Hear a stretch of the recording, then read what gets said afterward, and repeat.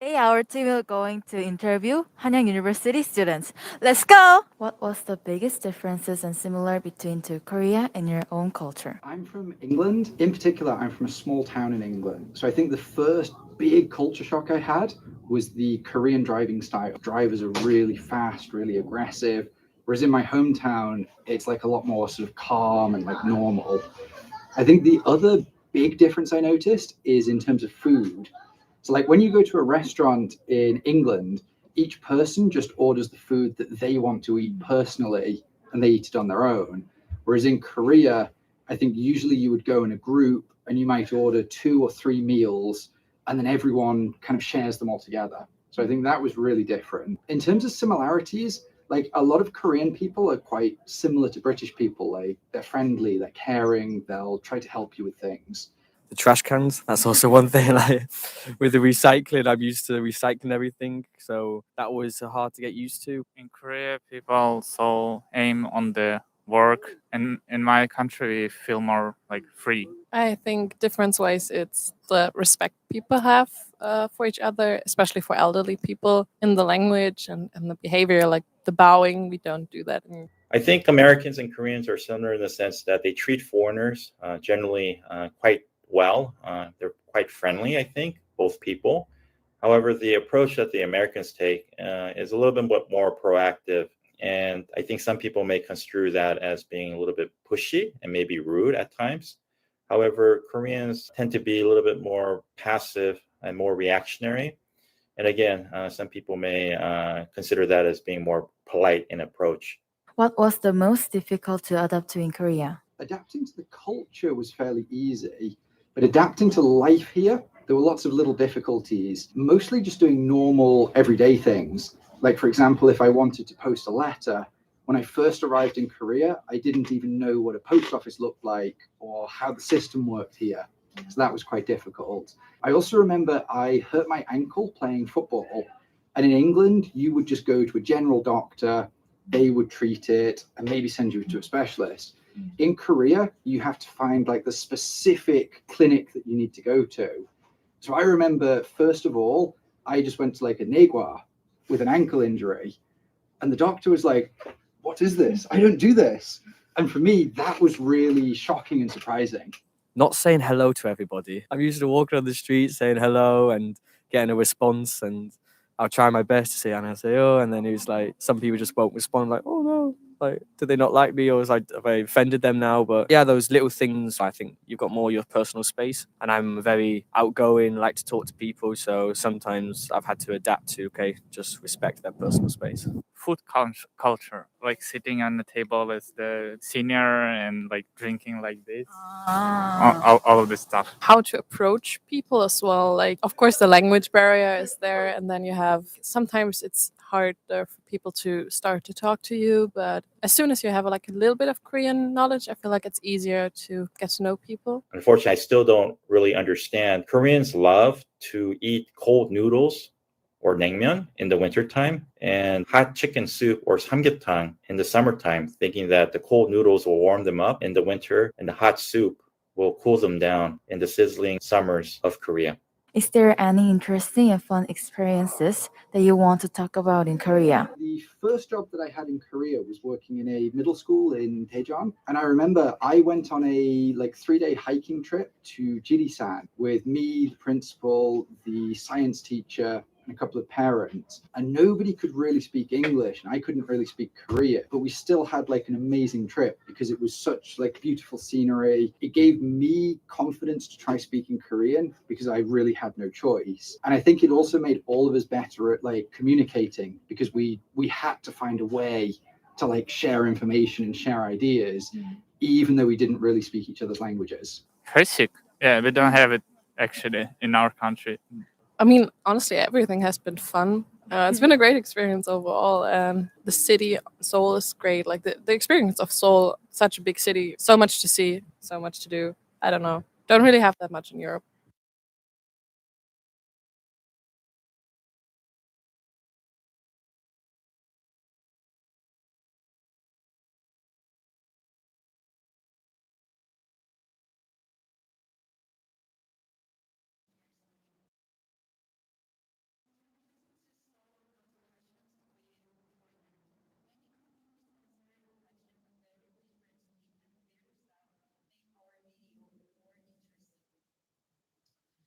can see in the video ago, everyone is from a different country. What they show is that there are cultural differences between countries, and these cultural differences affect adaptation to the cultures of other countries.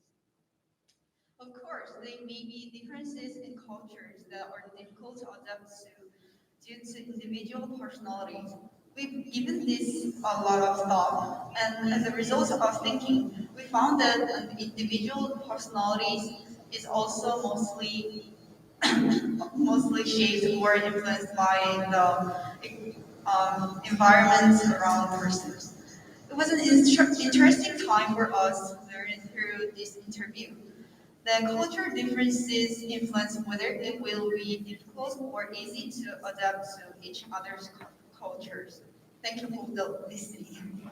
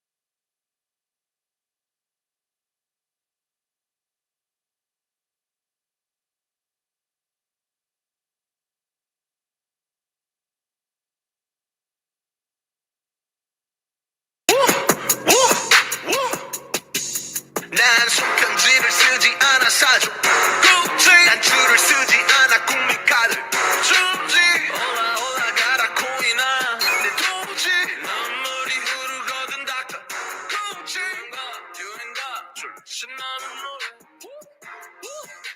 신나는 노래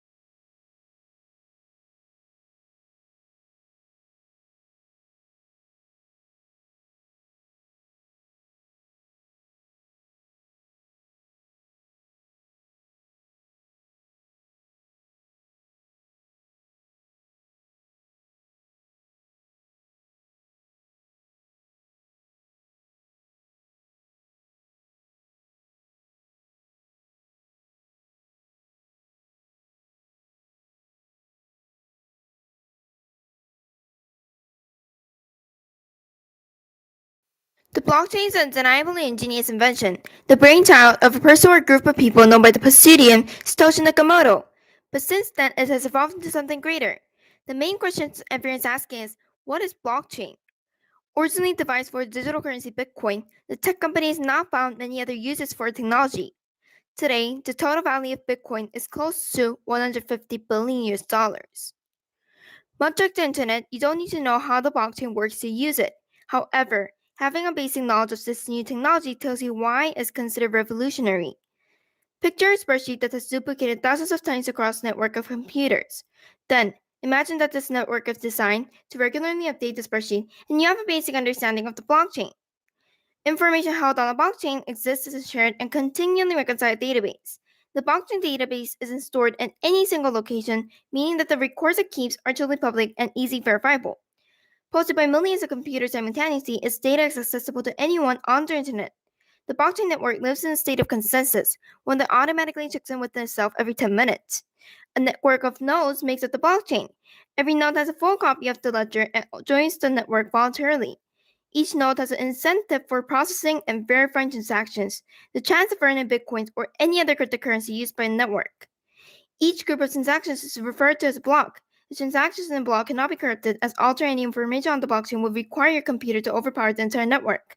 In theory, this could be possible. In practice, it's unlikely to happen. This need to send and verify transactions could make traditional commerce unnecessary. Stock market trades could be instantaneous on the blockchain, or it could keep a fully public record of the land registry, or it could host an election. The possibilities are endless. Did you enjoy the video?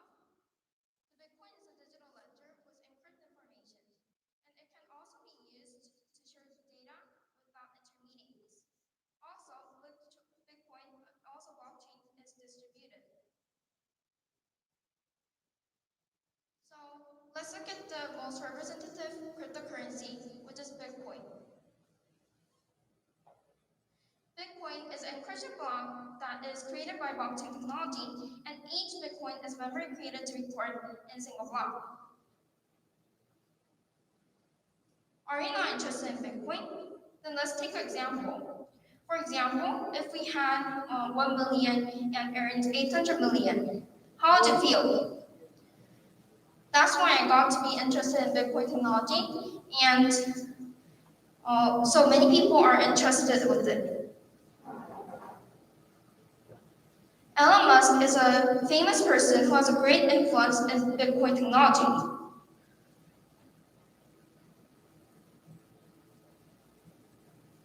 And he has a very great influence in price volatility also. So when he tweeted, the price went up to 300%, like about 300%, which is accurately 325%.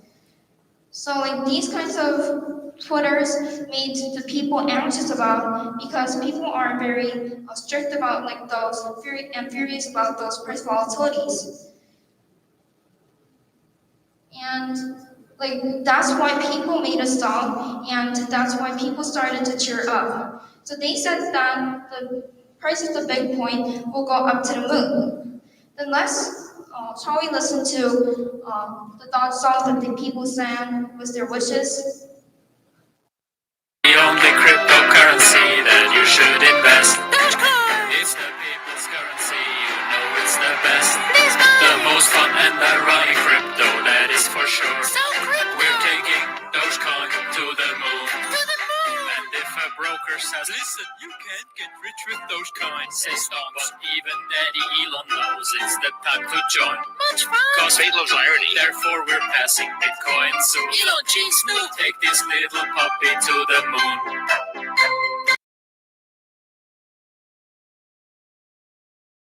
Looking at cryptocurrency, people's perspective changes because of the difference between price volatility and price stability.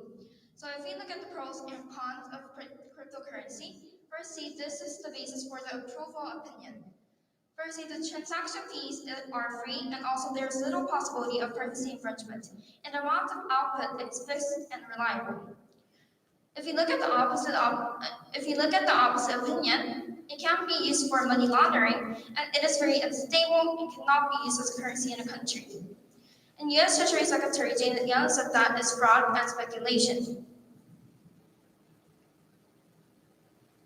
Forbes, a famous economic magazine, says that like the blockchain technology, including the cryptocurrency, will be increasing and will be bright into 2022.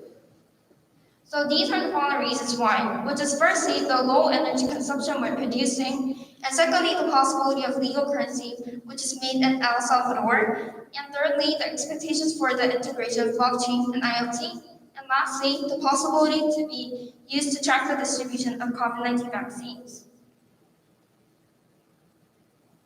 Then let's look at, then are you still not interested in Bitcoin? Then let's look at this news which was presented by Arina. Fans of BTS will soon be able to enjoy more digital content. According to the group's management agency Hive, it will work with the country's largest cryptocurrency operator, Tunamu, to do business related to non-fungible tokens. This will include any type of digital content where the ownership can be purchased. The two companies will produce more digital content like games, and a series of webtoons based on K-pop stars for fans to collect and exchange on platforms like Weverse. The agency is also preparing to launch a girl group for the US market, as well as a boy band in Japan.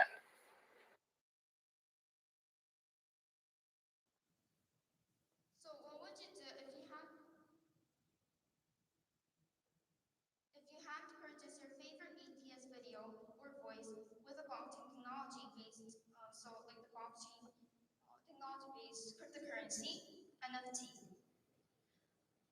Like this will make you think more about the blockchain technology, and I think that it's not far away.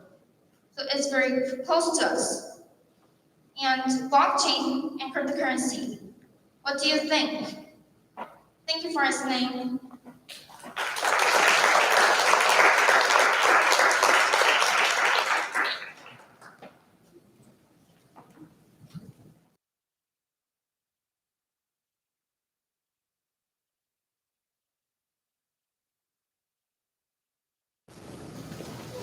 Thank you very much, Yunji, for that very insightful presentation about the blockchain.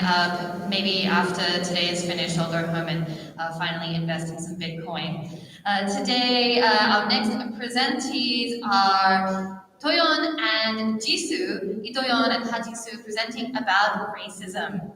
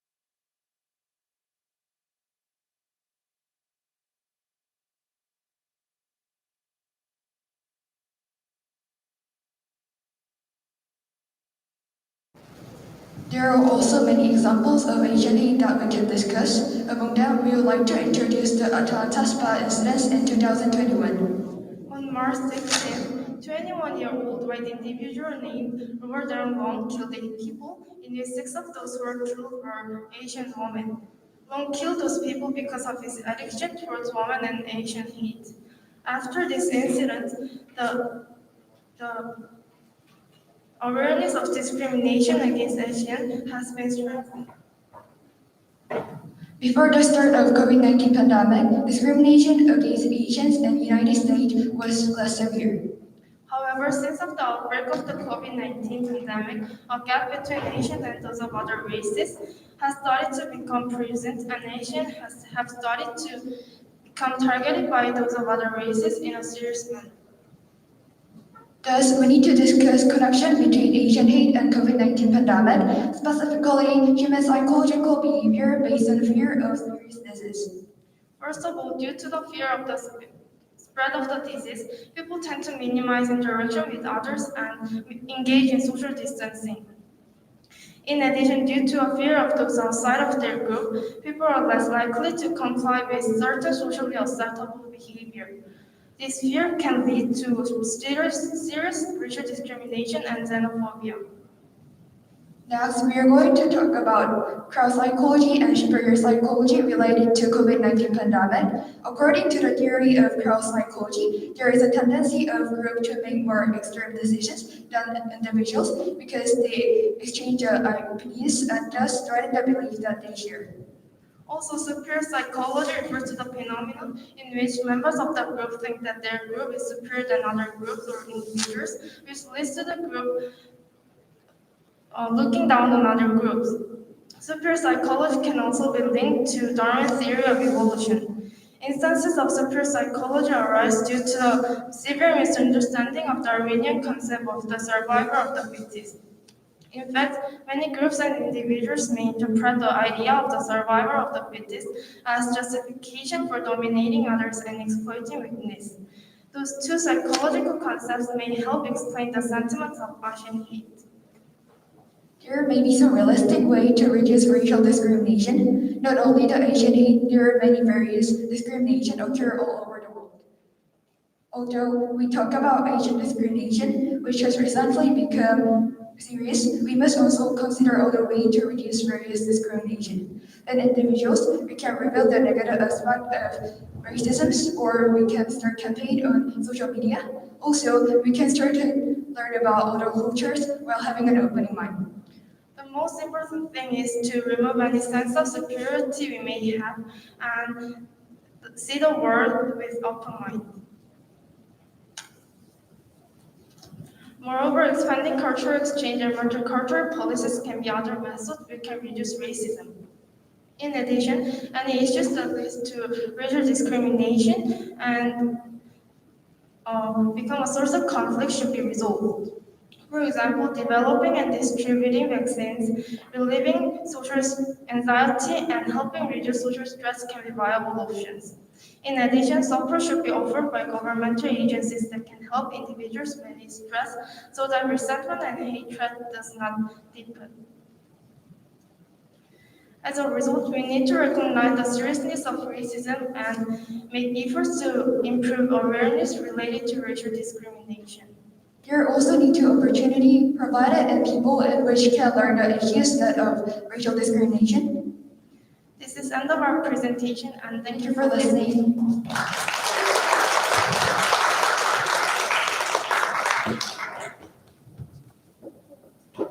Thank you very much again, Toyon and Jisoo. As we all know, racism is a massive problem in the 21st century, and there were some very good suggestions for us all about how we can address this very pressing issue.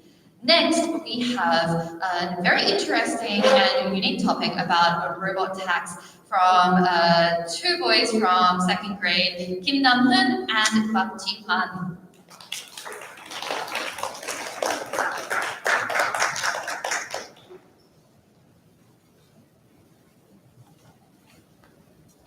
Hello, I'm Kim Nam-hoon. And I'm Park Ji-hwan. Now the AI and the robot industry are developing rapidly and the fourth industrial revolution is coming soon. But the development of the artificial intelligence is controversial because this may make some occupation disappear. There are some ways to solve this problem and robotax is one of those ways. So today we are going to discuss the introduction of robotax. Before we begin the discussion of the robotax, let's learn about the meaning of the robotax. The definition of the robotax is the system that imposes taxes on people or taxes or companies that own robots for the purpose of raising funds for the manipulated. Now, let's listen to the pros. I think that robotax should be introduced because first, it guarantees the minimum cost of living.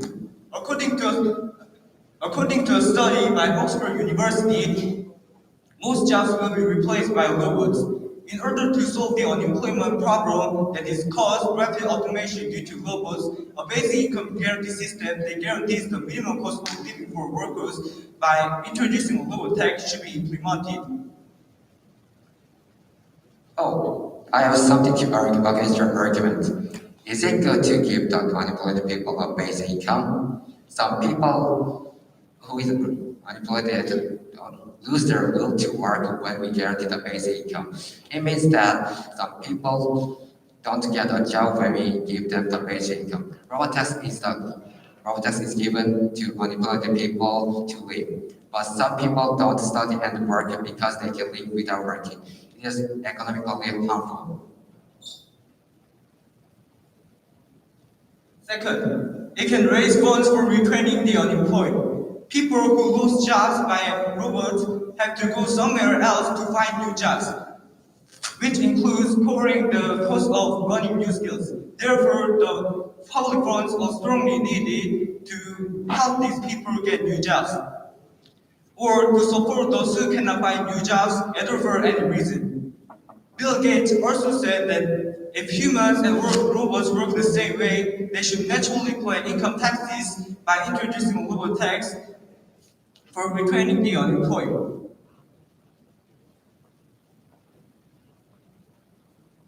I don't think it matters. Is it right to think that robots are taking away jobs? The development of the robots industry can make the new jobs. As the industry develops, the jobs become more segmented and specialized.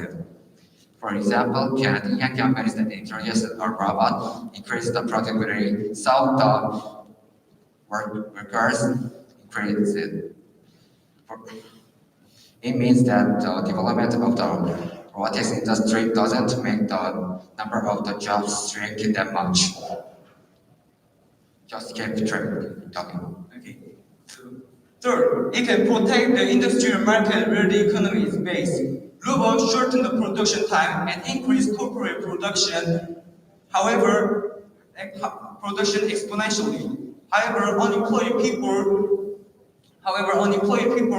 who lose jobs due to robots have, or cannot afford to purchase them. So many goods will remain.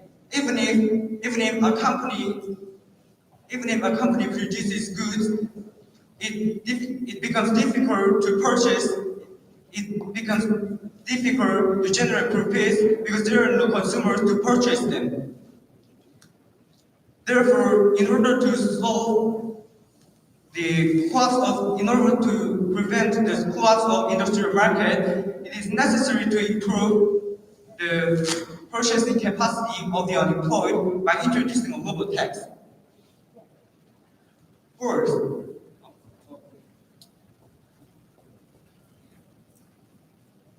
First, the labor is an undeniable reality.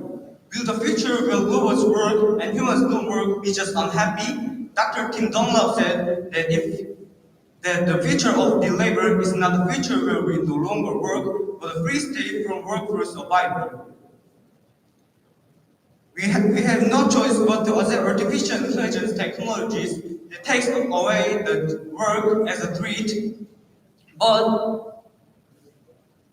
if we break away from the idea that the work is the center of human life and accept the robot's job role, we can live a life that uses our talents for individual satisfaction instead of being tied to work.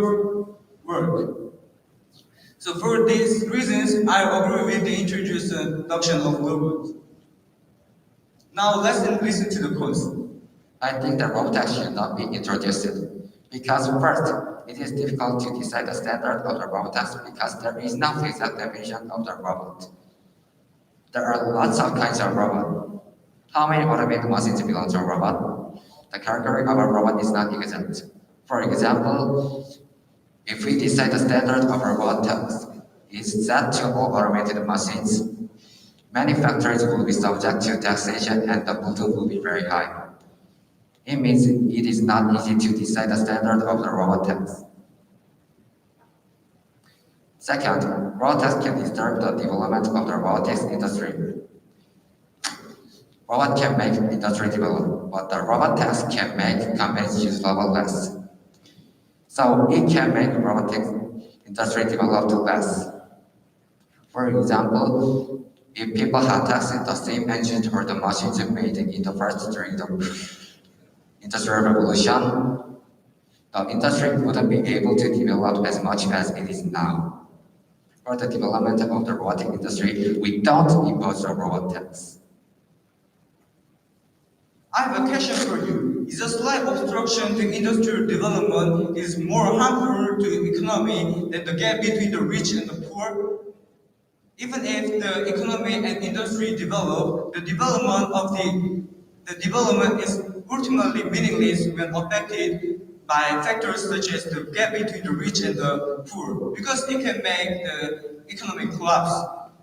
Distributing economic growth is better than economic collapse. Just keep talking. Third, government must prepare the policy to help the unemployed.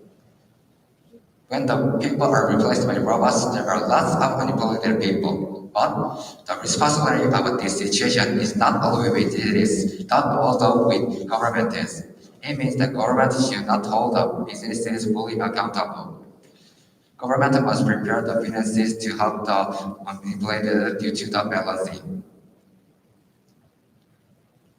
First, the countries that introduced a robot tax decrease the global competitiveness. The companies that own robots avoid entering the countries that introduced robot tax. If the Korean companies don't enter these countries, the country's economy is low. It leads to an increase in unemployment and the economic decline.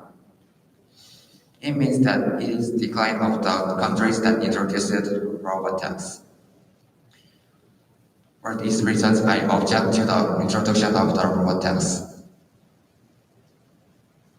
I think it's a problem that can be solved. Most companies will not go to the country that have introduced global tax. But if the funds obtained from the introduction of global tax are used to retrain the unemployed, the unemployment rate will be lower and the economic growth will be possible. Also, if most countries, such as UN member states, introduce a global tax, these disadvantages will be eliminated. In conclusion, robot tax has both advantages and disadvantages. More robots will be with humans in the future. It is a natural change of the times. Robots can help us a lot, but robots can lose our jobs too. Would you agree or disagree with the robot tax? Thank you.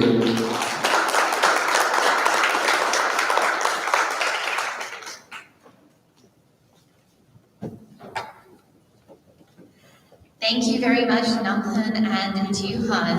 The question you are asking today, should there be a robot tax, I should say, is a question that countries all over the world are asking themselves. And so I thought you presented the different sides of that argument very well. Thank you.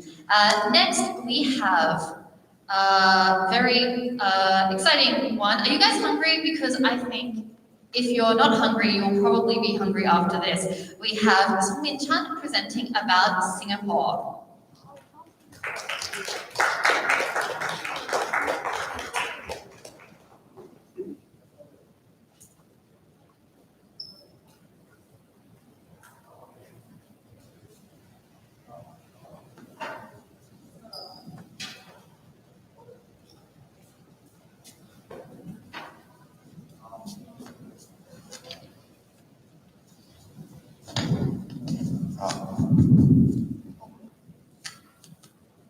Hi, what's up everyone? I'm 10426 Sung-Min Chan, and today I will be presenting about Singapore. Singapore, this is what Singapore looks like. And before we start with our main activity for Global Day, which is cooking traditional Singaporean food, I would like to begin with a brief history lesson, a 3-minute summary, because we have to understand why I'm doing this. Okay, 1299, Sakyula Utama. This guy, he has his own statue there, lucky guy. He is a prince from Malaysia, and he decided to conquer something. So he went to an island which was classified as deserted by their ancestors called Temasek. But as he arrived with his crew, he thought, whoa, that's a great island to live in. And so they built their own colony there. And they decided to name it the City of Lions because they saw a lion coming by when they arrived. And so they decided to name it Singapore. Until these guys came. Of course, not in horses. Singapore is an island. They came in pirate ships.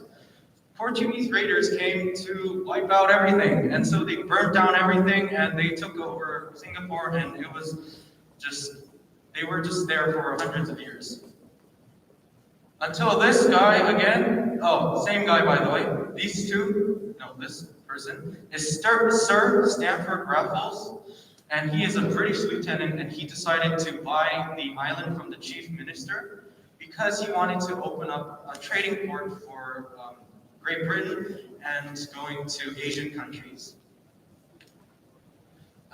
Singapore, as you can see, it's just a little dot over there in the map. However, it's great for conducting sea trade because it's an island, but it's like a peninsula because it's connected with Malaysia.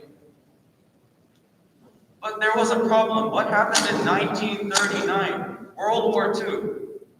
When World War II broke out, Singapore was pretty famous at that point because all of the famous traders were there. And so these four countries were fighting for something. And so Japan did Japan, they were trying to colonize Singapore, and they succeeded. China did China, which they tried to rescue Singapore, but they failed.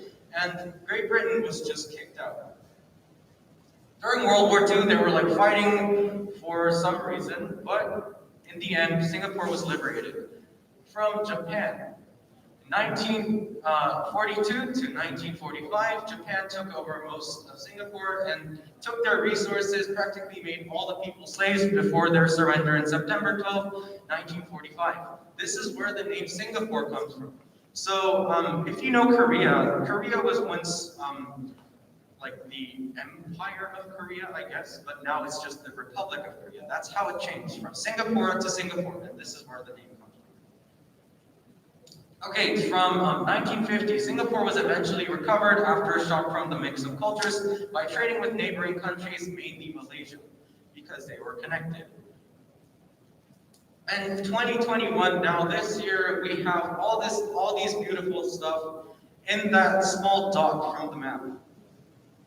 So Singapore has very diverse cultures, sorry, even more than the United States, since totally different countries met at one spot. Most of the cultures are from China, Great Britain, and Malaysia.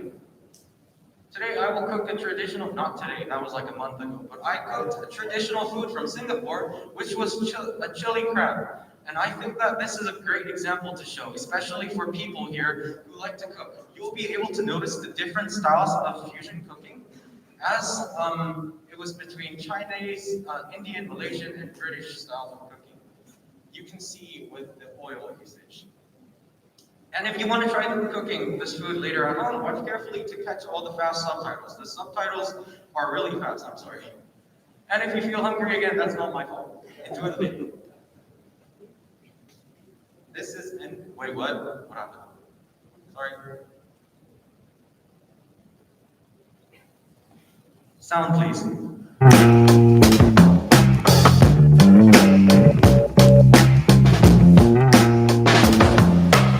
Like that.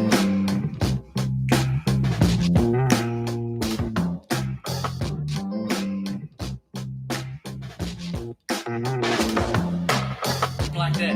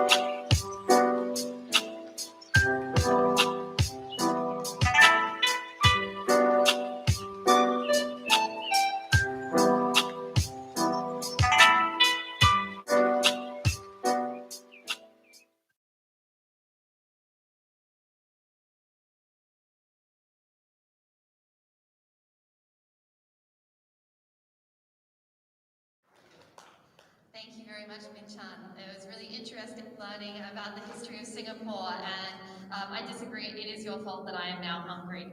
Finally, for our first section, we have Ichoa, and she will be presenting about the topic of historical distortion.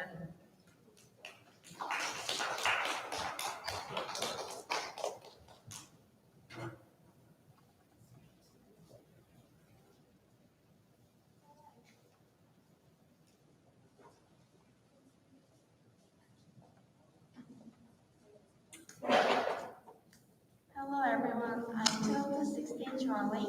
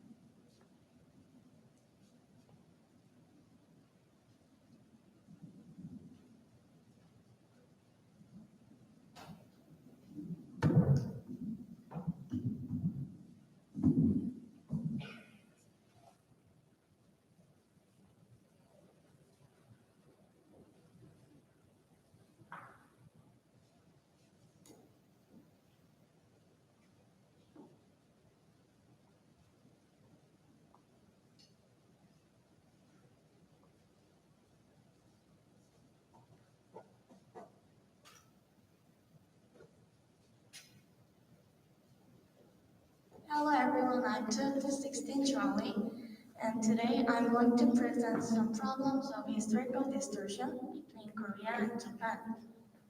But before moving into the main topic, I'd like to introduce the movie and one of its controversial scenes. Have you seen the movie Eternals? I assume that most of you here have seen it or at least heard of it. This movie follows the journey of superheroes who protect human beings from deviants. One of the heroes, Fastos, is interested in scientific inventions, so he helps humans develop the technology. Over time, however, he observes that people use the technology he helped them develop to colonize, steal from, and eventually kill one another. When he sees people in Hiroshima dying from the nuclear bomb, he mourns and regrets helping them create such horrendous technology. How do you think Koreans have responded to this? From the day that this movie was released, many Koreans believe that this is a historical distortion, where the director of this film is defending Japan. In this scene, however, Bastos is not defending the actions of Japan that led to World War II, but rather is showing empathy for the devastating number of deaths caused by the atomic bomb. It is clear from this example that Koreans can be sensitive to issues related to Japan. Koreans think that it is important not only to preserve historical facts, but also to enlighten the world about those facts. Why are Koreans so sensitive to this topic? This is because it's closely related to a conflict of historical distortion between Korea and Japan. Historical distortion means interpreting historical facts differently from the truth or making up false information. Countries or individuals might distort history to try to for any variety of reasons, such as economic, political, and cultural. Colonizers, for example, have often distorted their history to try to hide the shameful acts they committed on those whom they colonized, attempting to maintain an appearance of morality. Countries and individuals usually use textbooks they create to distort their history, teaching students that these distortions are historical facts. In this way, students are unable to form their own opinions and perspectives based on true facts. So, distortion of history is undesirable both in education and in international relations. Next, I'll explain the reasons why Korea believes Japan has distorted their history. Some examples include the ownership of Dokdo Island, Japan's colonization of Korea, as well as its forced conscription during its occupation in Korea. Looking closer at these issues, we see that first, Korea and Japan both claim the ownership of Dokdo Island. Many experts regard it as a valuable island because of its geological and ecological characteristics. Second, Japan colonized Korea from 1910 to 1945, and Koreans believe that Japan committed human rights violations. This is supported by many historical records and testimonies by the people who survived Japan's brutality.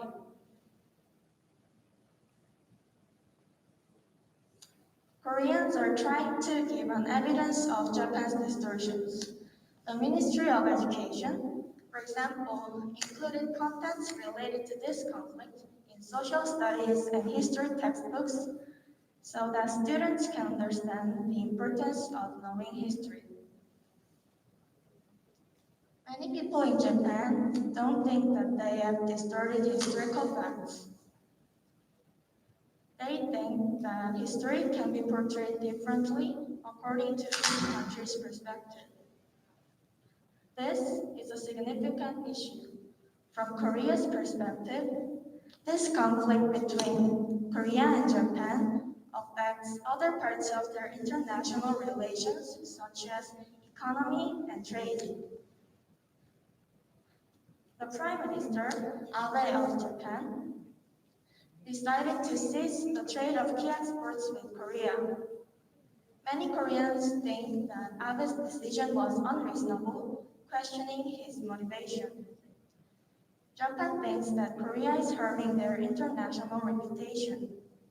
Japan wants to be seen as a country that pursues peace, not one that caused the outbreak of World War II, nor as a colonizer. But Korea wants the world to know the true facts of Japan's colonial past. In response, Japan stopped exporting approximately 1,200 different products to Korea, including important materials used in semiconductors, which is one of Korea's most significant industries.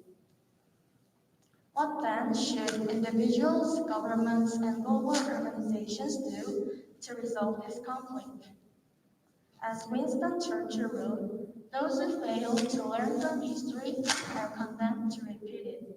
We need to remember history so that we don't repeat the past, and we need to see history from other people's perspectives as well. Also, historians should preserve and study historical materials that can be verified.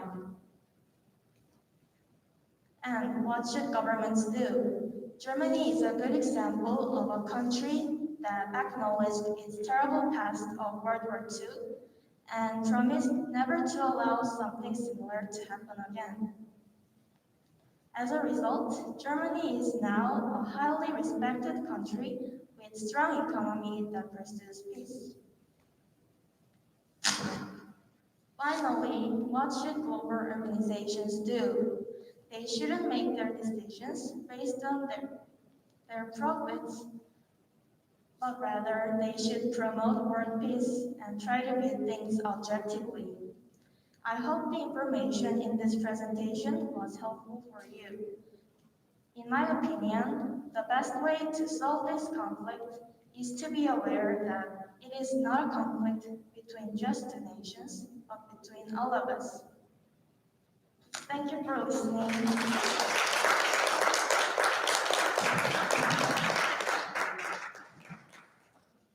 Thank you very much, Cho. It's a very difficult issue to tackle, but you gave a lot of insight and a lot of great recommendations for it.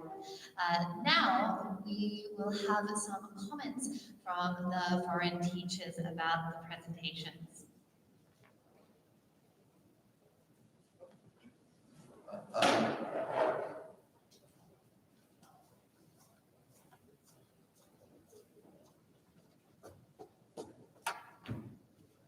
All right, good morning, everybody. So the main thing that has struck me so far is not only the variety of topics that we've heard about, but also the importance.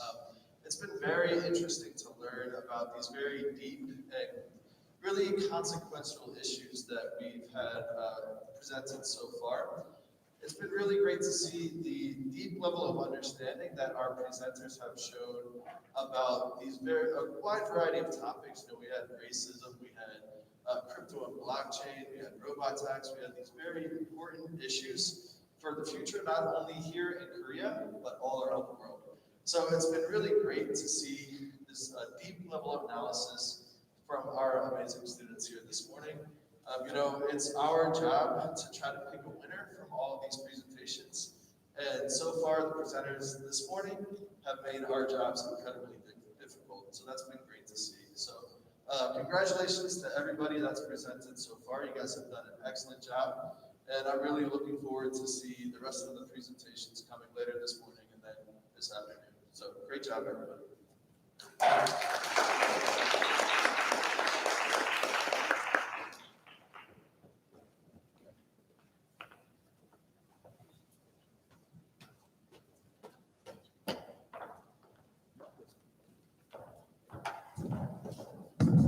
Hello. All right, I hope you guys are enjoying Global Day. I know I am. It's really amazing to see all these wonderful presentations. I can only imagine how long it's taken to not only prepare the PowerPoints, but to prepare your speeches, and especially going out and interviewing people. Like it's incredible how much information we've already gotten through in just 7 presentations. I really enjoyed the diversity of the presentation. So this is Global Day, right? So what Choa did when she compared Korea and Japan, it's not just a Korean and Japan issue, it's a kind of a global issue, right? And we learned from Min Chan's presentation that, Singapore is this little country, right? But it has, global ties to it. A lot of different countries have colonized it. A lot of the students did a really good job tying in global issues to these presentations. I think that was a really wonderful thing, and I'm really excited to see what kind of presentations we will see next time. So everybody, I hope you keep up the good work, and let's see what we have to come.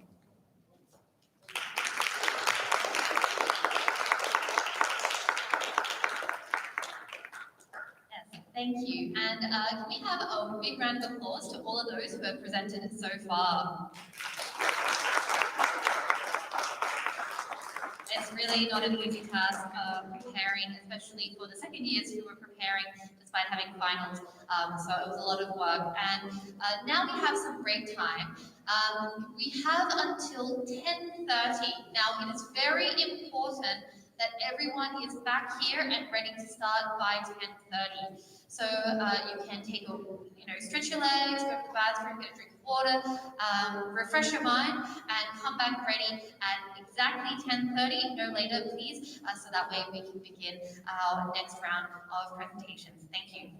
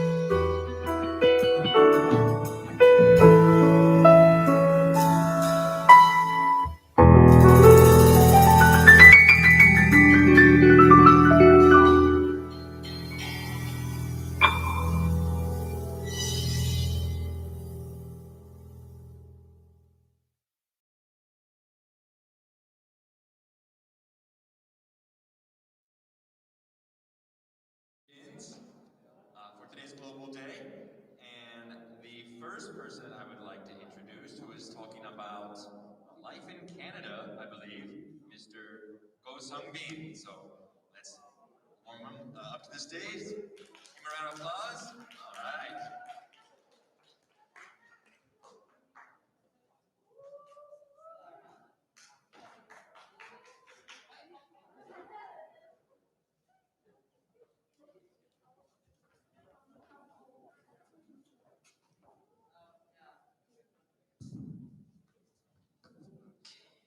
Hello everyone, I'm sure you remember the second presentation where students interviewed foreigners in Korea. I decided to do the exact opposite and decided to interview my cousin who is studying and living in Canada. And I also asked her to provide information and tips on studying abroad. And I hope this will be an informative video because I'm not sure if it's going to be exciting.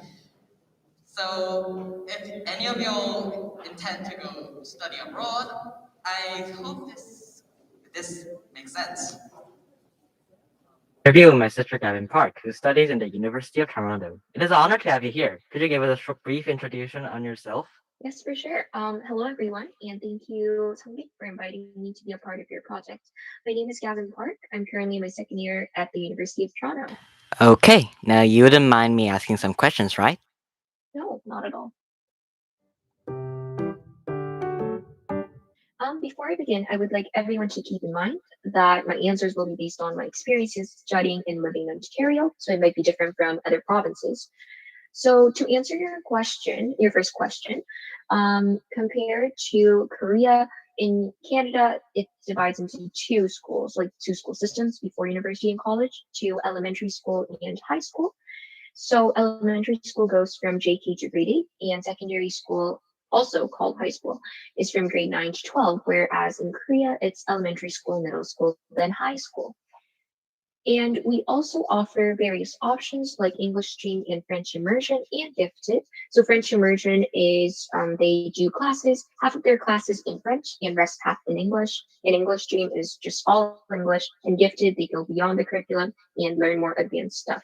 And when you go off to high school to prepare you for university, they offer university level courses like IB or AP. And IB, a lot of students who intend to go to school in the United States, they tend to take IB courses.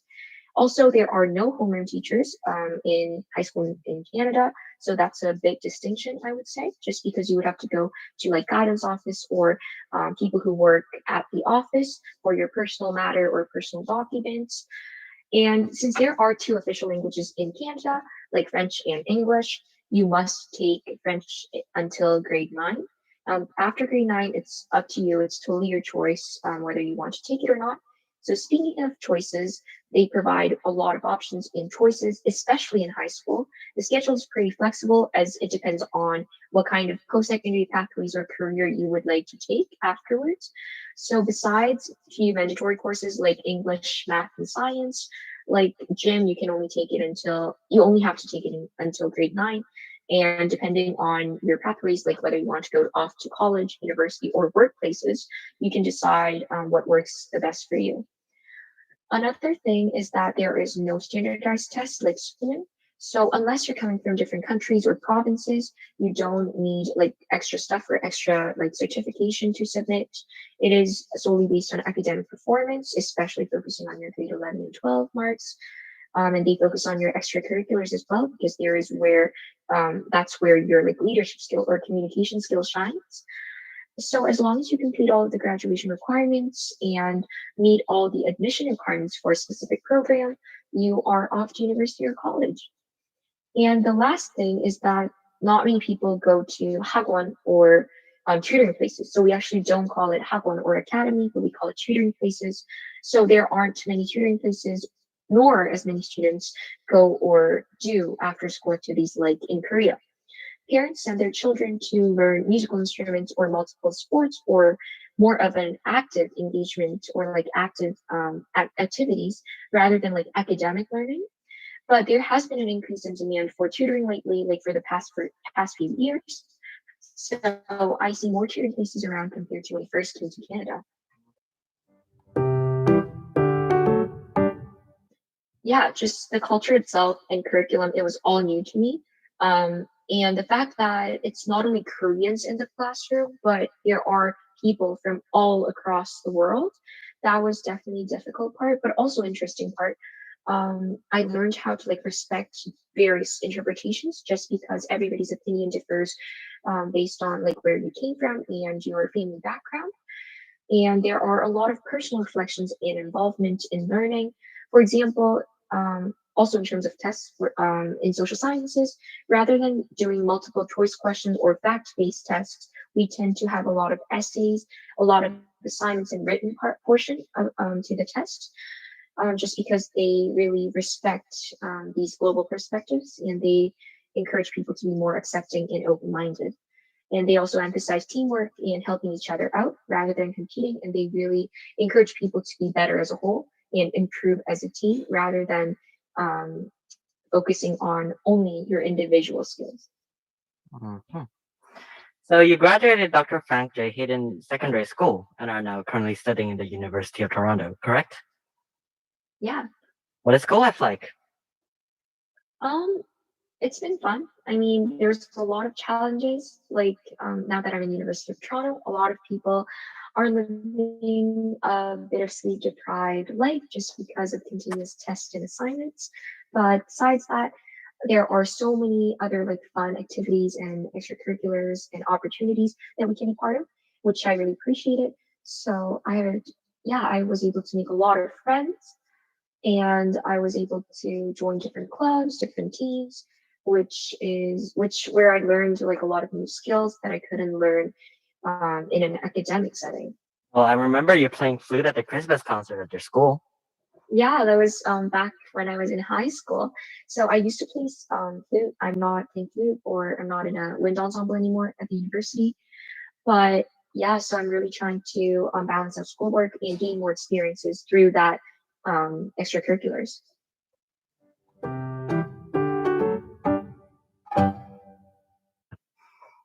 I was in grade 6 and I just finished elementary school in Korea. Because the new school year starts in September in Canada, I was actually going to like the second semester of grade 7 when I first came to Canada. But honestly, I don't think I did a lot since I was too young to take care of all of the complicated paperwork and legal stuff. But instead of talking about those like boring parts of preparation, like visas, medical, and academic documents, I would like to give you an advice on what might be helpful to do before and after coming to Canada. Like English.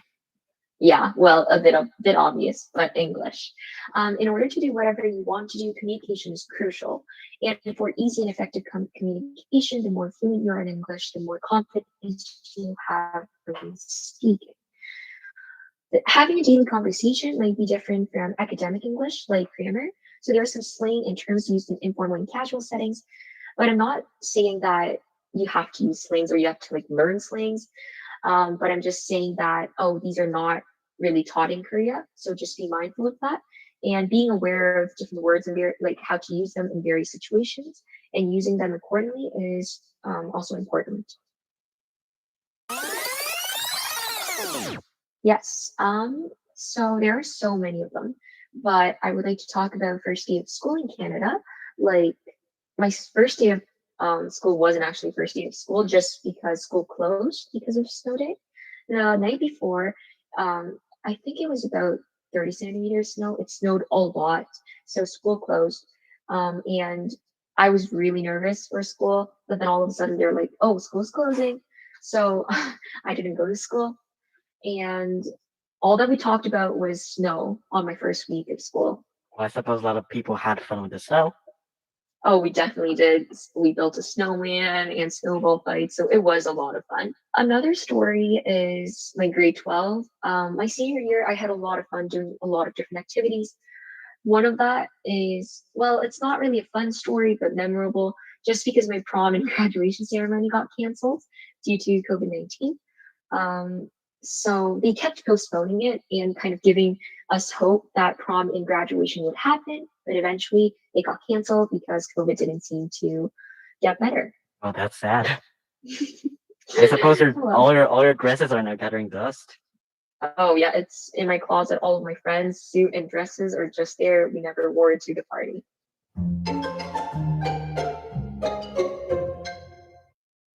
I agree that Canada is cold and it doesn't have distinct four seasons like in Korea, but I wouldn't say it is cold 24/7. But we do have a long winter and it snows a lot in the winter, as I said.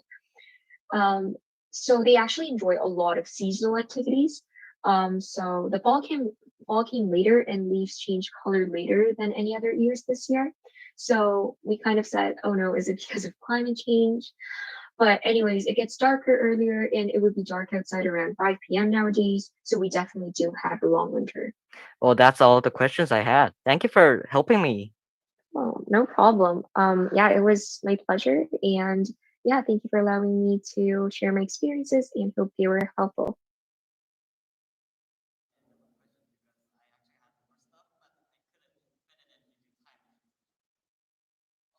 That's the end of my video, and I hope it was like informative because I don't think it's exciting because I'm not good at editing nor video skills, but I did my best, and I guess that's what matters.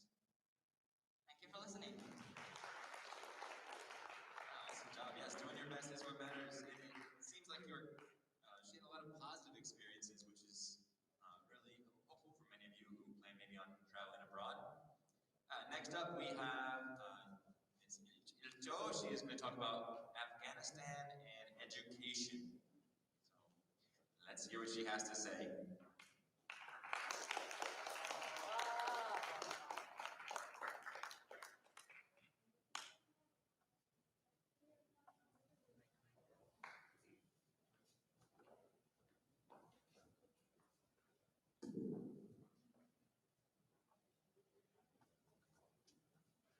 Hey everyone, I'm Mojo here from Channel 1.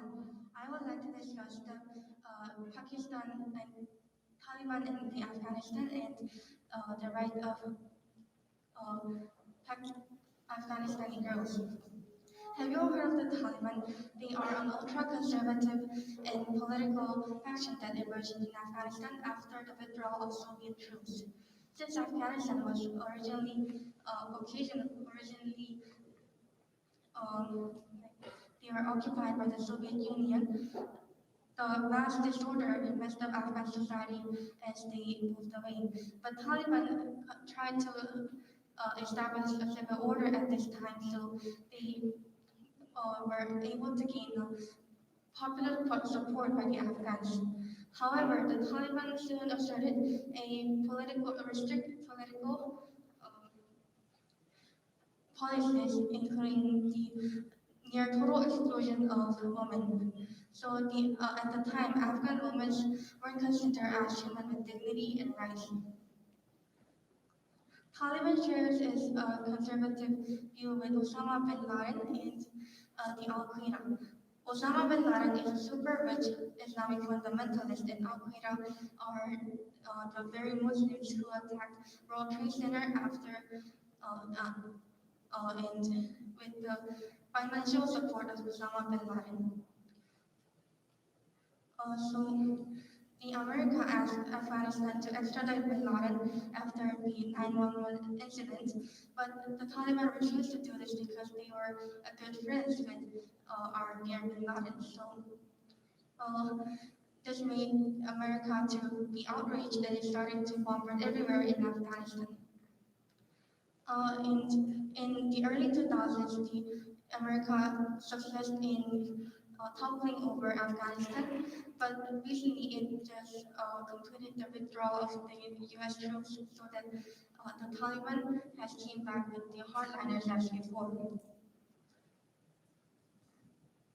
Uh, what we should really underscore is that the Taliban being uh, in the top of Afghanistan has been giving a significant impact to girls' right to education. So, um, according to the BBC News, they have been said the Taliban said that the right of women in Afghanistan will be respected within the framework of Islamic law. So this means that they won't respect Afghan women because the Islamic law doesn't have such clause that support their statement because they are Islamic fundamentalists. Afghan women are now unable to continue their normal lives. they have been disappeared from the streets because they cannot go anywhere without males escort, and they're although the Taliban have emphasized education for both genders, but there are very few areas in Afghanistan that allows girls' education.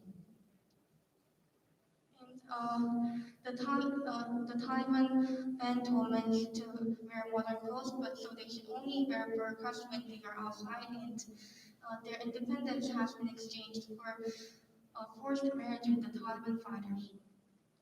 But one thing we gotta remember here is that not all Islamic countries are radical as the Taliban in Afghanistan is. So Afghanistan and the Taliban is an example of a community that adopted the Islamic culture somewhat radically. I am very concerned of the situation in Afghanistan right now, and especially for the safety of girls and women there, said Malala Yousafzai. She is a well-known social activist in Pakistan, and she is now speaking her voice out loud to tell the world about the importance of education and to um, um, tell the other countries to boost the education for marginalized girls. And she has recently sent a letter to the Pakistani Prime Minister to ask him to accept girls, the refugees of Afghan, and to ensure all refugee children could have right to education and access to safety and protection, that their futures will be not lost. And because of the Taliban's brutality, many countries and international organizations have been suspended its aid to Afghanistan. So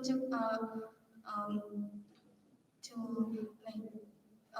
mitigate this situation, neighboring countries of Afghanistan like China and Pakistan has been giving aid for Afghanistan.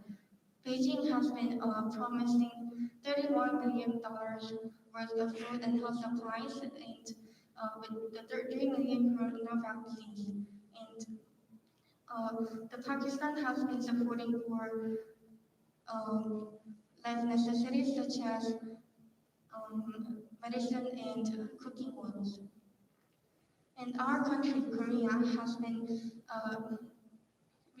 changing its immigration law to accept more refugees from Afghanistan. Even though the issue of granting immigrants and refugees has been more and more controversial over the world, Korea has been showing tolerance of granting 400 Afghan refugees.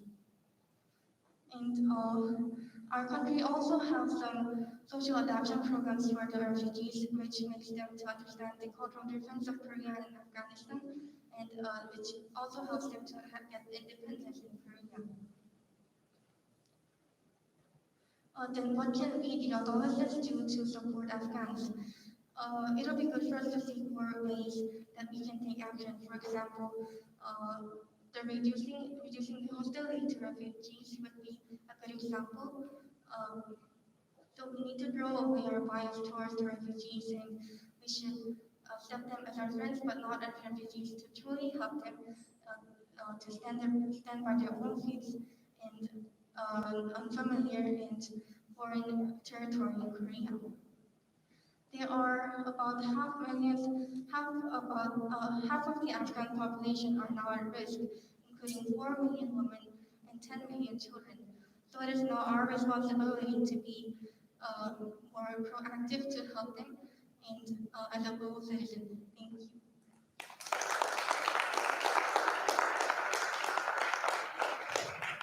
Thank you. So that was very informative. I hope we all agree that everyone deserves a right to education. And our last performance for this round, we have Hwang Ju, who will be talking about education in Denmark and Finland.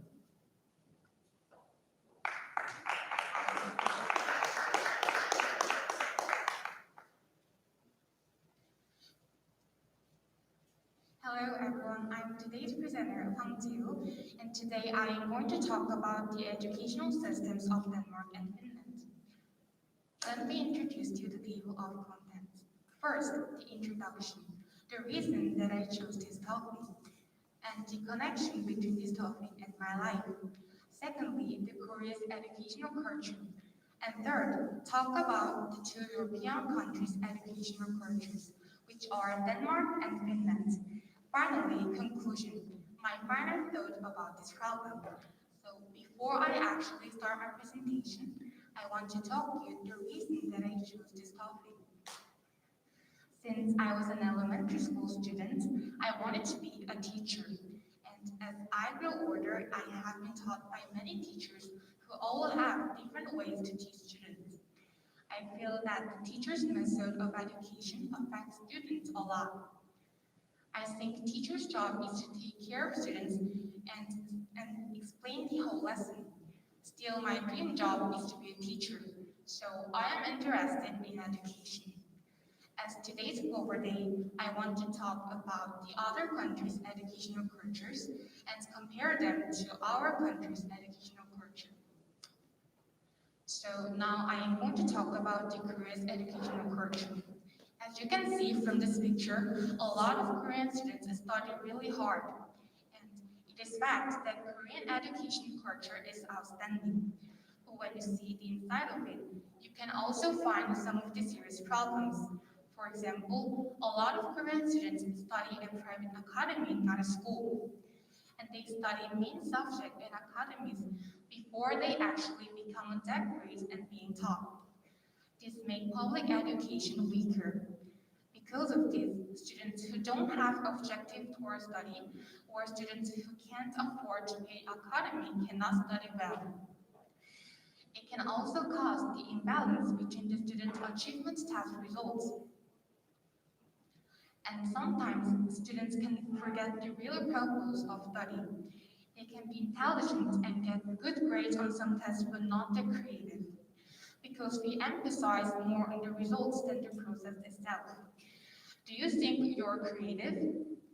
If you are, then you're doing well. However, Korean students know that they have to study hard to get a good job and get a good reputation in this country. So there are also some positive aspects about Korean educational cultures. For example, a lot of Korean students get good results on math or science international competition. And this graph shows us that Korean students get good results on math international competition. In addition, Korean teachers make a lot of efforts on quality of class, and the annual class time is higher than other advanced countries. And now I am going to talk about the two European countries' educational cultures. The first nation that I am going to talk about is Denmark. Denmark has the highest expenditure on education in EU countries, and the quality of it is the best as well. And it is based on the egalitarian education policy. Egalitarian education means that all of the students are treated equally in the same circumstances. And some of the Denmark schools take same class and same teachers for 9 years in the past. However, it changed into for 3 to 6 years. The reason why they took this kind of system was that they thought when teachers are in charge of the student, then he or she got to know better about the student. And they don't take any tests until they reach the 8th grade. Test results are used for deciding which high school they have to go to.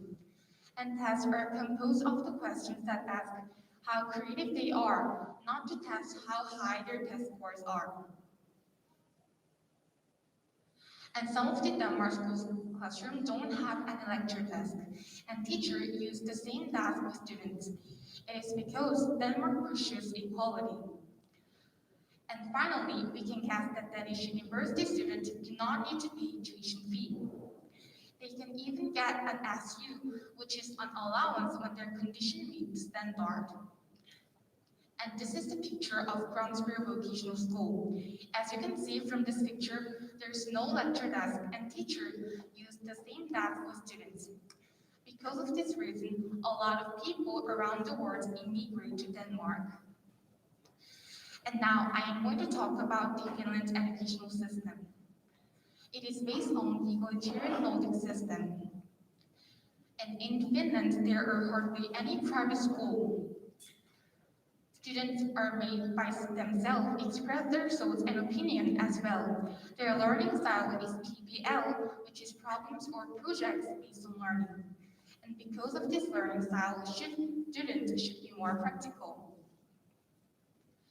And some of the schools have a limitation on students' number in a class.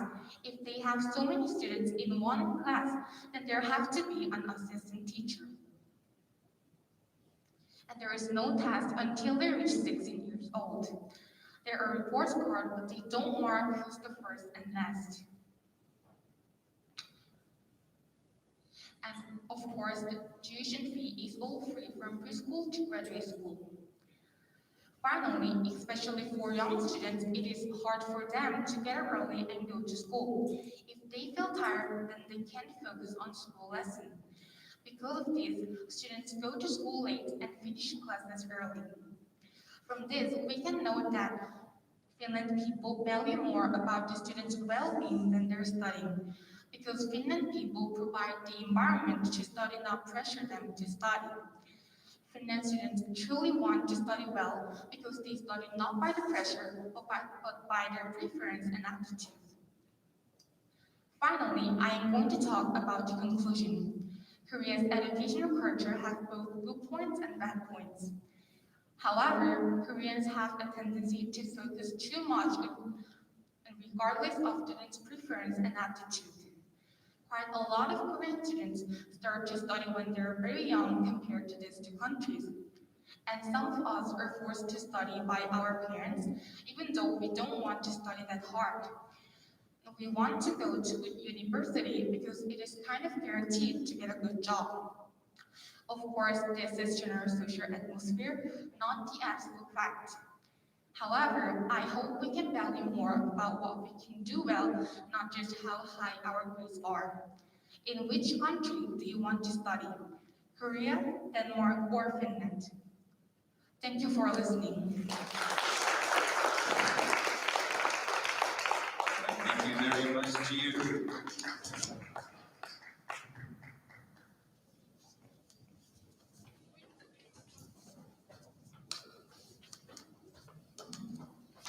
Well, thank you so much. Great job, students. Wow. Excellent. I'm here to welcome a very special guest. We're very lucky to have Finland's Deputy of Mission to Korea, the very honorable Mr. Mika Ruotsalainen. Welcome. Thank you very much for coming.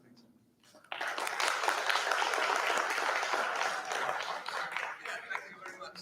It's great to be here at your school and have this opportunity to meet you and discuss a little bit with you and talk about my country, about Finland. There was already an excellent presentation of Finnish educational system. I think it makes my life easier that you already know something. I don't know, perhaps at the beginning it would be nice to ask a little bit your view, considerations. What do you know about Finland? If somebody asks, what is Finland about? What would be your answer? Do you have any reactions regarding this? Hockey is not bad. Hockey is not bad. Yeah, it's the most popular sports in Finland. Do you have any other proposals or ideas? Supercell, no, that's great also. That's great also, yeah. We are a very technology-oriented country and game-oriented country in Finland, so I think these are very good guesses. But I think we could start with my presentation, then we can, after that, approximately 30 minutes, take some questions from you and continue the discussion in that way. Let's see if I manage to...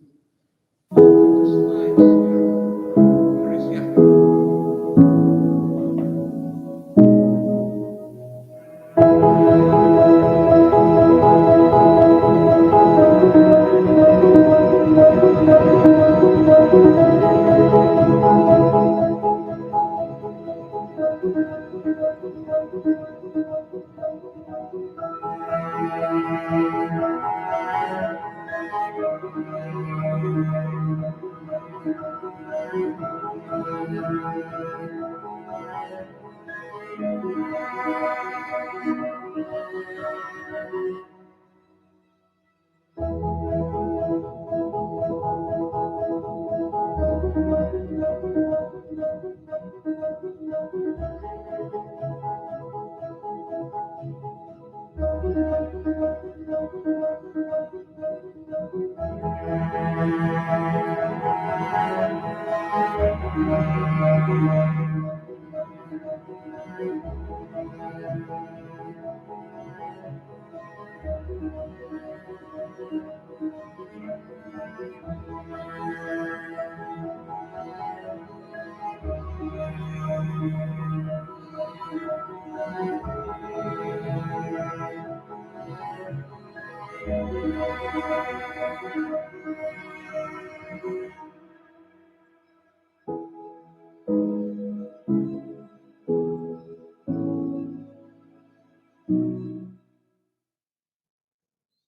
we had a small film from Finland giving some ideas what kind of country it is. Has anybody of you visited ever Finland? At least one person. Great, great. It's not so difficult to go to Finland. It feels first that it's quite far away, but if you take a Finnair flight, it's approximately 8 hours, 8.5 hours. It's pretty long, but there's at least direct access there from Korea. So I recommend everybody to go there one day. But let's get started with these slides that I have. Here I have the Finnish flag. It's simple blue cross on white flag, symbolizing, of course, our nature, blue sky, white snow, and things like that. And you might have noticed that all Nordic countries, Sweden, Denmark, Norway, and Iceland, we have this similar shape in our flag. Here we have the map of Finland. We are in the northern part of Europe. Sweden is probably our closest neighbor. Finland has been part of Sweden actually for centuries. Russia is in the eastern side. We have a very big neighbor that has been sometimes even a little bit challenging for us in Finland. We have experienced, for instance, in the Second World War, hard times with Russia, but Finland managed to keep its independence. In the south we have Estonia. You can take easily ferry to Estonia to Tallinn if you wish to go there. And in the north still some borderline with our dear friend Norway and other Nordic countries. Here we collected some basic facts about Finland. First of all, Declaration of Independence in 1917, which means that we have been independent now for 104 years. Finland was part of Russia for 100 years before our independence. We were lucky to have autonomous position, so we could develop our administration and our own way of life during those years. So they were most of the time actually pretty good at preparing for our independence in 1917. Finland is a rather small country. We are only 5.5 million inhabitants there. If you compare with Korea, it's of course tiny. Even Seoul has many times more inhabitants. Capital city is Helsinki, as you probably know. Official languages, we have Finnish, but also Swedish. We have small minority of Swedish people, approximately 5%, and they speak Swedish, and we offer all services to the Swedes also in the Swedish language. And in the northern part of Finland, you find in Lapland people who are talking in Sami language. It's not official language in Finland, but important language also. Finland is very close to the nature, as we saw in our flag. Even 70% of our country is forests, and Finland is the most forested country in Europe, if you look at the big picture. And another thing related to our closeness of nature is the fact that we have 188,000 lakes in Finland. I don't know who has counted all them, but it is such a big number. And one funny fact is that we really like saunas. I think Korea you like saunas too. But we have 3.3 million saunas almost, which means that we have more saunas than cars. It's not so usual. But I promised to talk a little bit about the happiness of Finland before coming here, and I collected some facts that probably facilitate this development, that in some UN comparisons they have started to say that Finland would be the happiest country in the world. I don't know if we believe that fully in Finland either. It sounds a little bit strange, but anyhow, there must be some reasons why we have ended up to have that position in Finland. And the first thing that comes up to my mind is the thing that we were actually already talking about. I think it's the education. Finnish ex-president, Mrs. Tarja Halonen, said that there are 3 reasons why Finland has become a prosperous country and happy country. And number 1 is education, number 2 is education, and number 3 is, of course, education. So it is explaining a lot about the success story and probably about the happiness of my country. I think that this is something that we fully share with Korea. I so well know that Koreans really respect good education, and it's an important element of this country. I think that we have also a long tradition in Finland to respect good work of the teachers. All teachers in Finland have had for a long time academic education in their background. I think that all families see the value of teachers, and this is really an important element. We don't have technically we don't have at all private schools in Finland. This is a little bit different than in many European countries also, that our schools are technically all public, which means that everybody is entitled to same education wherever you are living in our country. And so you are not able to pay better education by money, you just have to show your skills in schools. And all these equality things of our country, they are very much connected to this very much equal education system that we have. And the idea is that because we are so small country, only 5 million plus, we really have to concentrate on every individual. Every child has his or her talent, and that it has to be cultivated and found. And I think that Finnish teachers have been doing a good job in this development. I know that Korean teachers are also great, so I'm very much talking about the same source of happiness that exists in Korean society as well. But let's take the second element that I see source of happiness in Finland. I think it's certain safety and stability. It's quite a peaceful country. It's a small country, it's quite far away. We are not in the heart of Europe, anything like that. But also when we are talking about the safety and stability in Finland, we have to talk about the equality factor. I'd like to remind that we have a very young government. Our Prime Minister is 35 years old, and we have many young women in the government.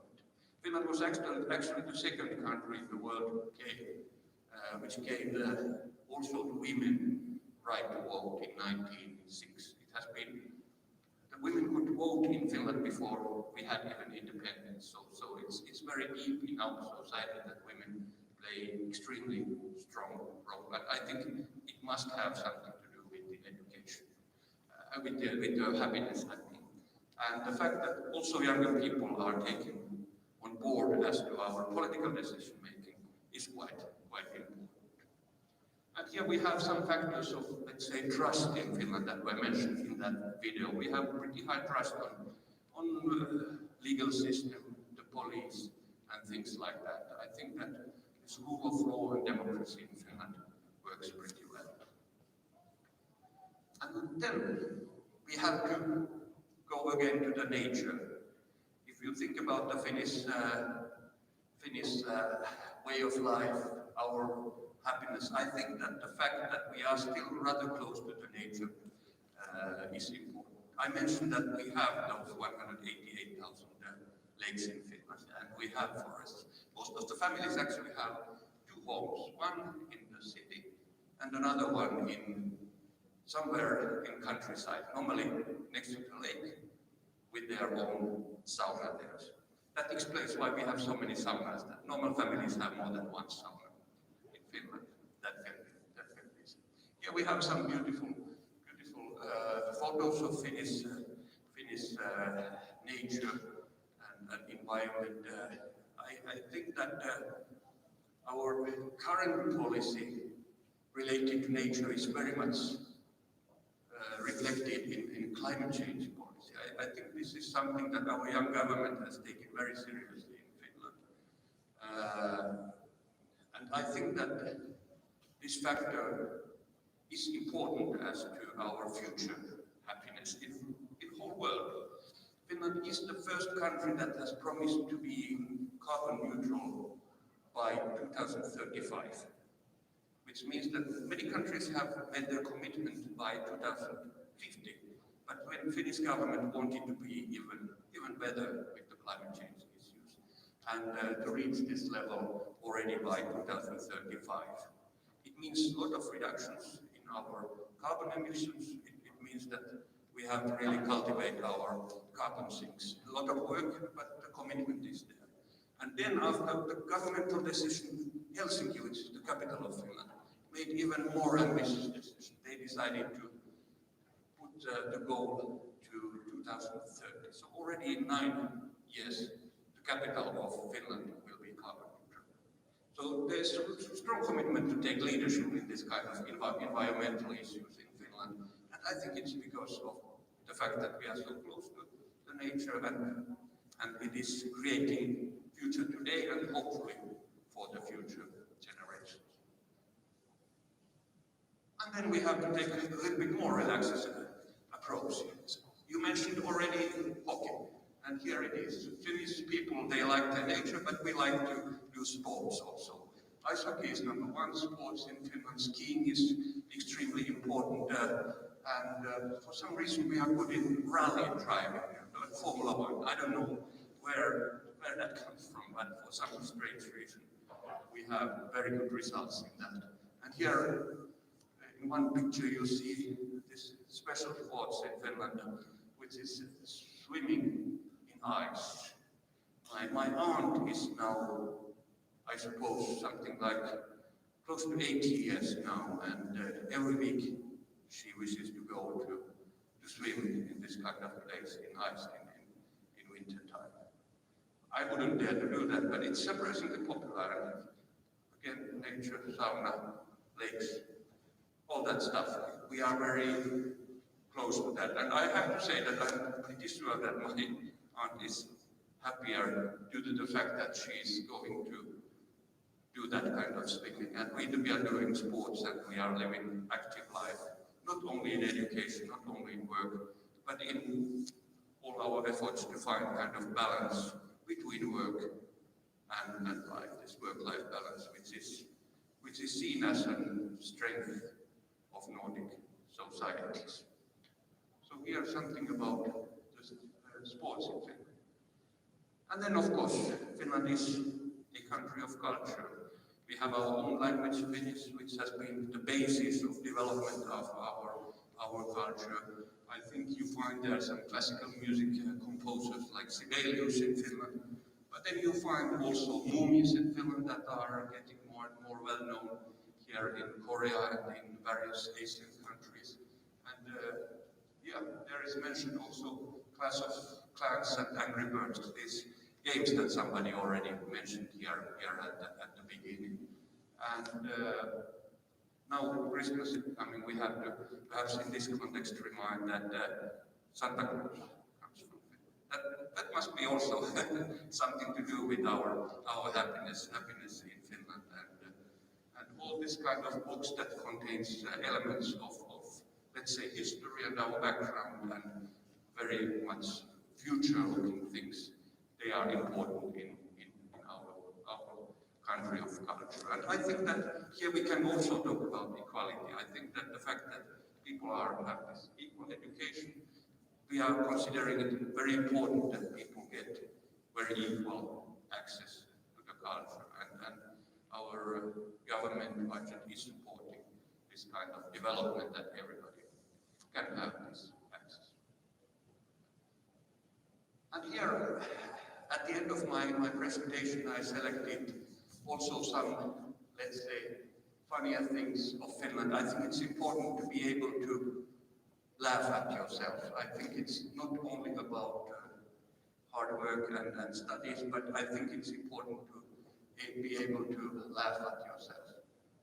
In Finland, we had this innovation during World Air Guitar World Championship. So you are technically playing without guitar in Finland. It's quite a big festival in Finland. It's perhaps a little bit mad, but we have that kind of thing. And we have also wife carrying world championship in Finland. Again, completely strange. But somehow our culture is cultivating also this kind of innovations, that we have sports like wife carrying world championships. And thirdly, we have mobile phone throwing world championships in Finland. Again, why to throw mobile phones? I think it was at the end of 1990s, 2010, when Nokia became #1 in mobile phones, that it became really source of pride for us, that we wanted to also make something fun out of that. And then we ended up to have this kind of competition where we are competing who is the best in throwing mobile phones. So these kind of things are important. I would say education, stability, equality, and nature. I think these are something that you find in many European countries, but they are even more underlined in Finland. And everything, when you look at that, and you remember that flag of Finland, this is all somehow also interconnected with the fact that Finland is a Nordic country. In Nordic countries, in Finland, in Sweden, in Denmark, in Norway, in Iceland, we are cultivating this kind of ideas, similar ideas which are creating happiness to all. With these words, I'd like to turn a little bit opportunity towards your side to ask questions about Finland. I think it would be great to have something from your side. It makes it easier for me to reflect a little bit what kind of things you are interested in hearing. Please.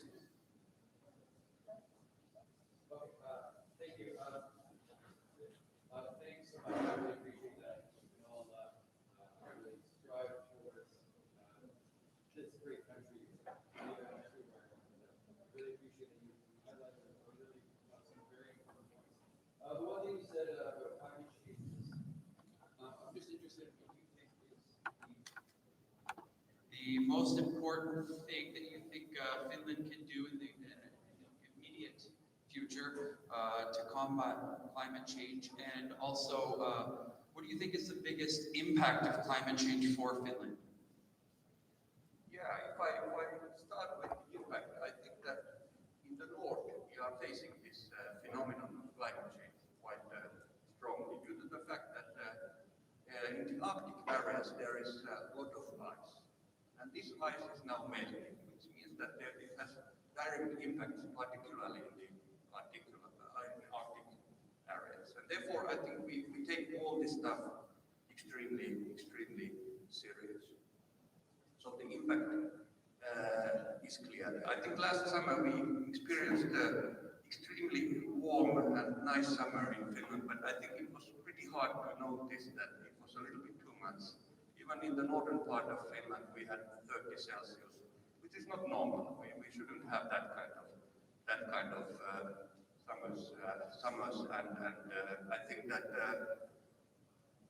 it all makes it very concrete and makes the Finns to move.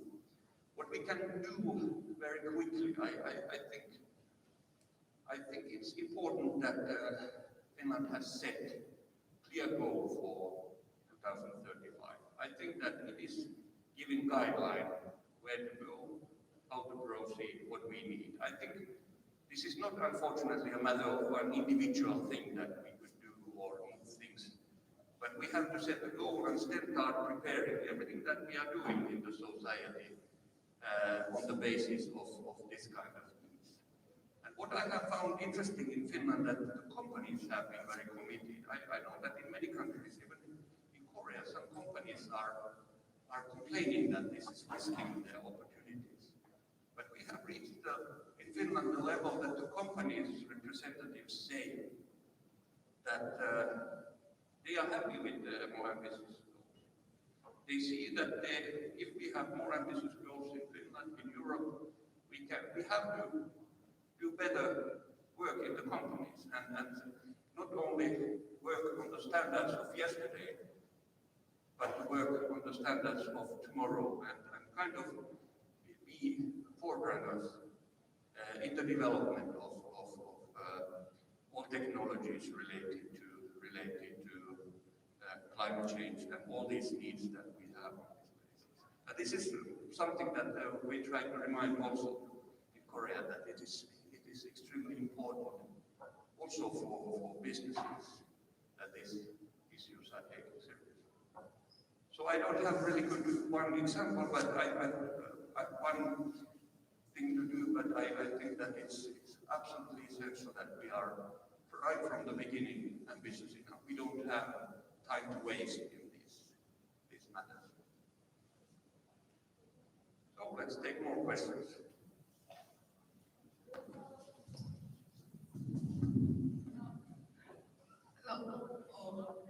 Do you have anything that you want to recommend for us, like something like any activities or foods or something like that in Korea, from Finland for us?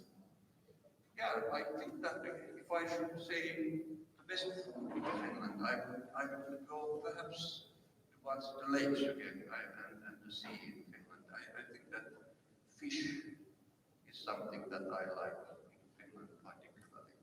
Finland is quite a northern country and agriculture is not always easy there, but we have our own agriculture. And I think that all food that comes quite close to us,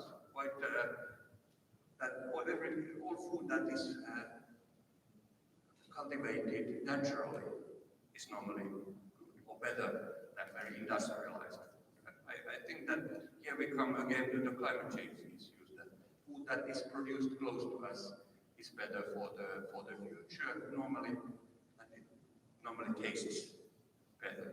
And I think that this kind of freshness and closeness to the nature is something that can be highlighted in Finnish food and kitchen, and at least in my mind, in fish you taste it very nice when you go in Finland. Please. More questions.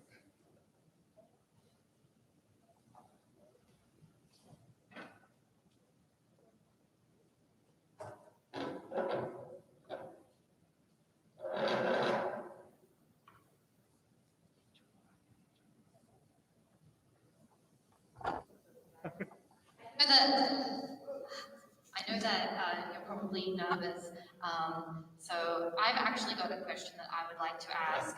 And while I ask it, I encourage you to calm your nerves and think of a question. I know that Finland also has conscription because Finland, like Korea, has a neighbor that can be difficult at times. Am I correct? Yeah. And I'm just curious because I know for a lot of our students, right, the issue of conscription is something that everyone thinks about serving in the military, and so I'd be interested if you could maybe inform the students about Finnish conscription and maybe if there's some lessons that we can, Korea can learn from that and some comparisons there. Yeah, thank you. Yeah, in Finland, our military is highly respected, and I think that the kind of public support to public conscription is rather high in Finland. How it goes in Finland is that technically all men are related to this. The minimum service is 6 months in Finland, but then you can continue if you have, let's say, better training there, or if you go towards higher level. Women can decide on the basis of their own will if they want to do the military service. And I understand that now we have had more and more women who are in military service in Finland. And all in all, I think it works pretty well. And the fact that there is strong public support to this means that people are quite eagerly joining the military service. And it is never easy time, but I think it is something that gives some items and some, let's say, basis for your future life also. So I think that they are the basics in Finland, how it works.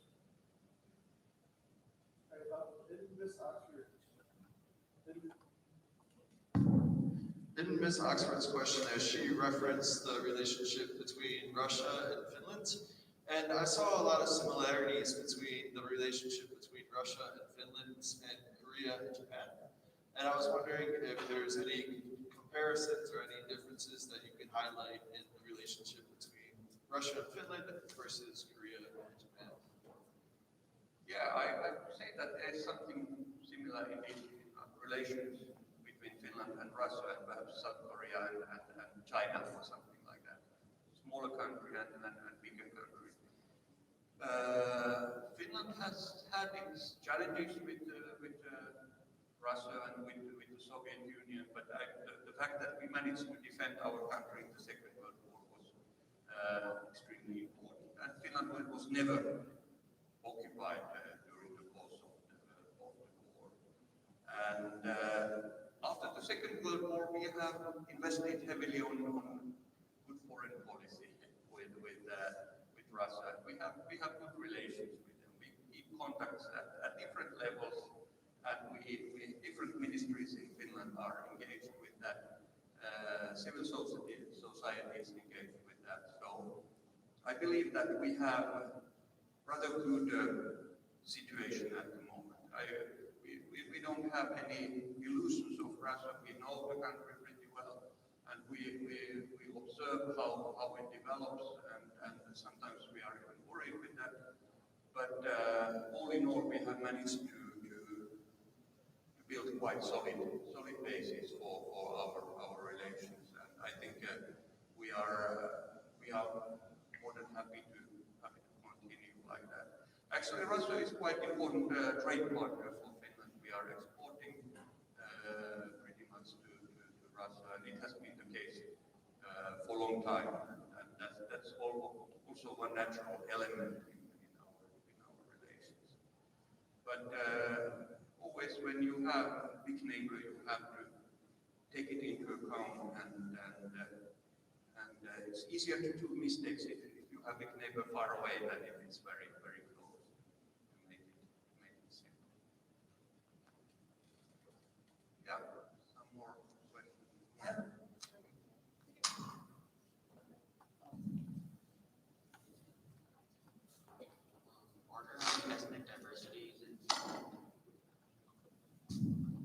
Are there any ethnic diversities in Finland? Yeah, there is actually more and more ethnic diversity in Finland. Quite, let's say, conventionally, Finland has consisted of Finnish-speaking people and Swedish-speaking people, even though our, let's say, ethnical background is more or less to say. In northern part of Finland, you find, like, how do we call in English? Anyhow, there is, in Lapland, there are people who speak Sami, and they have their own ethnic background there. I think in this box we have managed to cooperate very well.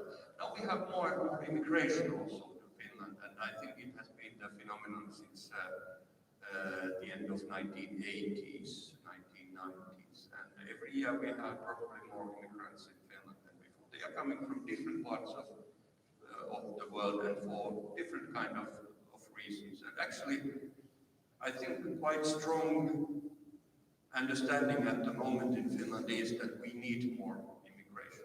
Our older generations are getting bigger and bigger, and young generations are smaller and smaller, which means that we have to invest on having more Finns who are coming abroad. And also, many Finnish companies are stressing this fact that in order to have enough skillful labor, it's not enough anymore that we have our conventional Finnish resources available, but we have to also have foreign experts. And we always say that all Koreans are also most welcome to Finland, and after education or perhaps studying in Finland can be one option. So please keep that in mind and consider that if not only visiting Lapland and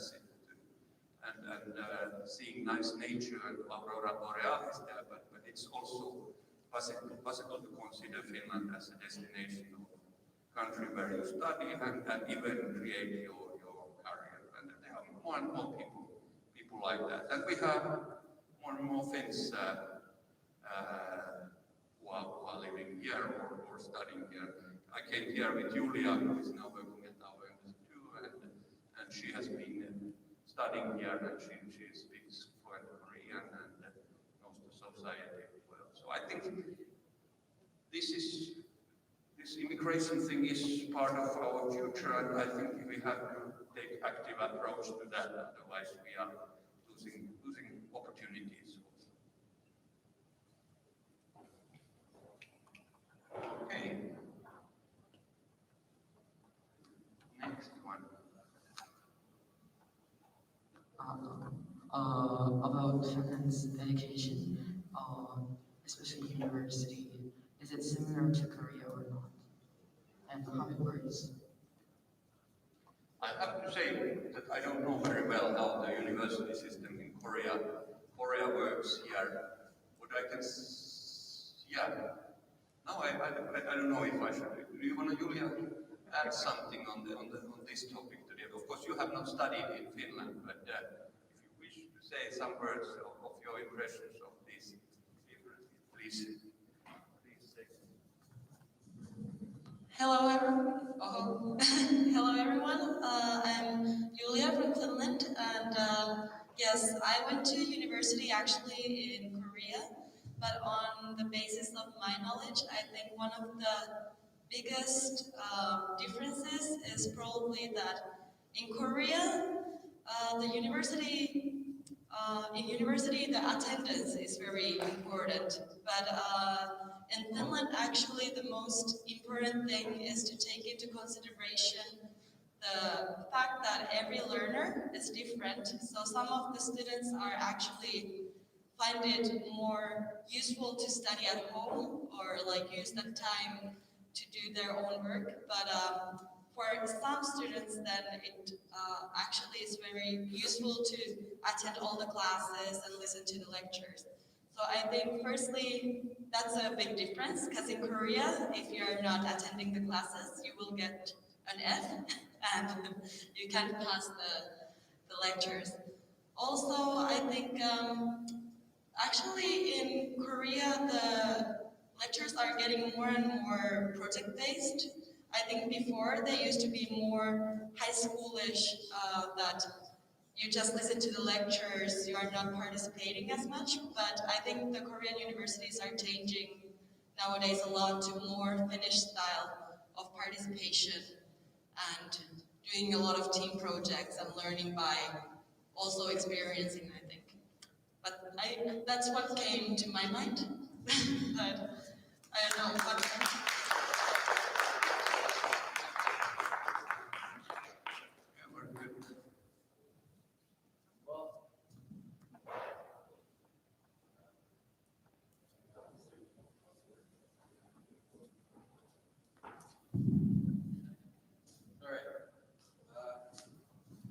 Well, that was great. We learned so much about such a wonderful country, and we really appreciate you coming here to our school. I hope we all learned a lot. We just want to thank you once again, both of you, for coming. And what can I say? Thank you so much. We really appreciate it. We're very lucky to have you. Everyone, please put your hands together. A big round of applause for our special guest. Yeah, thank you. Still, just my last wish. Welcome to Finland. One day, I think it's really great opportunity, perhaps for tourism, perhaps for studies, perhaps for working. I think really worth considering. And by Finnair direct flight, it's not even too difficult to go. Thank you very much and enjoy.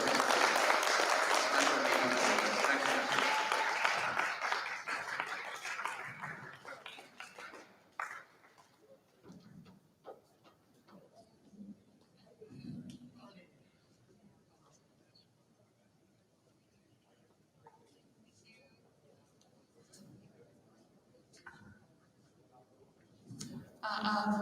교실에 계신 학생들과 강당에 모인 학생들에게 안내하겠습니다. 잠시 후 11시 50분부터 점심시간이 시작될 예정입니다. 교실에 계신 선생님들께서는 학생들 발열 체크해 주시고요. 강당에 모인 학생들도 내려가서 점심 먹을 준비를 하도록 하겠습니다. 오늘 2학년 오전반 3층, 1학년 오전반 2층에서 식사합니다. 11시 50분부터 식사 시작해 주세요.